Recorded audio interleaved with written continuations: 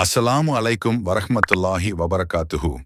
இந்த உலகத்துல நாம பார்க்கிற ஒவ்வொரு மனிதனும், ஒவ்வொரு விலங்கும், ஒவ்வொரு பூவும் ஏன் தனித்துவமா ஒரு குறிப்பிட்ட வடிவத்துல இருக்கு? ஏன் யாருமே எதுவுமே அச்சு அசலா ஒரே மாதிரி இல்ல? இந்த அத்தனை அழகான வடிவங்களுக்கும் தனித்தன்மைக்கும் யார் காரணம்னு யோசிச்சிருக்கீங்களா? இந்த இடத்துல தான் அல்லாஹ்வின் 99 அழகான பெயர்களில் ஒன்றான அல் முசவ்விர் என்ற சக்தி வாய்ந்த பெயர் நமக்கு ஒரு பெரிய உண்மையை சொல்லுது. அல் முசவ்விர் என்ற அரபு வார்த்தையின் பொருள் வடிவமைப்பவன், அழகாக உருவாக்குபவன் என்பதாகும். அதாவது அல்லாஹ் ஒவ்வொரு படைப்பையும் தனித்துவமாக அழகான வடிவத்தில் அதற்குரிய சிறப்பம்சங்களுடன் உருவாக்குபவன். மனிதர்களின் முகங்கள், உடல் அமைப்புகள், அவர்களின் நிறங்கள், கண்கள், கைரேகைகள் என ஒவ்வொன்றும் தனித்துவமாக வேறுபட்டிருப்பதே அவனுடைய முசவ்விர் தன்மையை காட்டுகிறது. அதேபோல் பூக்களின் கண்ணை கவரும் நிறங்கள், வெவ்வேறு விலங்குகளின் ஆச்சரியமூட்டும் உடல் அமைப்புகள், பிரபஞ்சத்தின் சீரான துல்லியமான வடிவமைப்பு, இவை எல்லாமே அவனுடைய நிகரற்ற கலைத்திறனின் தெளிவான சான்றுகள். திருக்குரானில் அல்லாஹ் தன்னை பற்றி அவனே அல்லாஹ் படைப்பவன், அதாவது அல் காலிக், உண்டாக்குபவன், அதாவது அல் பாரி, வடிவமைப்பவன், அதாவது அல் முசவ்விர் என்று கூறுகிறான். இந்த வசனம் படைப்பின் 3 முக்கிய படிநிலைகளில் இறுதி கட்டமாக அல்லாஹ்வே எல்லாவற்றுக்கும் ஒரு துல்லியமான தனித்துவமான வடிவத்தை கொடுத்தான் என்பதை உறுதிப்படுத்துகிறது.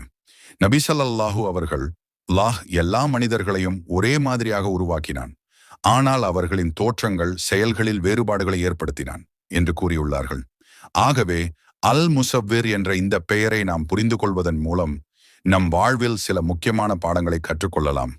முதலாவதாக, அல்லாஹ் ஒவ்வொருவரையும் தனித்துவமாக உருவாக்கி இருக்கிறான் என்பதால் நம்மிடையேயும் பிறரிடமும் உள்ள வேறுபாடுகளை கண்டு குறைபார்க்காமல் அவற்றை அல்லாஹ்வின் கலைத்திறனின் அடையாளமாக போற்றி ஒவ்வொரு மனிதனின் தனித்துவத்தையும் மதிக்க வேண்டும்.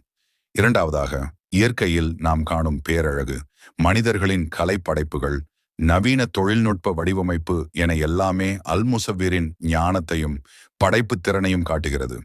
இவற்றை நாம் வெறும் காட்சிகளாக பார்க்காமல் அதன் மூலம் படைப்பாளனின் பிரம்மாண்டமான சக்தியை உணர்ந்து நம் இறையுணர்வை வளர்த்து கொள்ள வேண்டும்.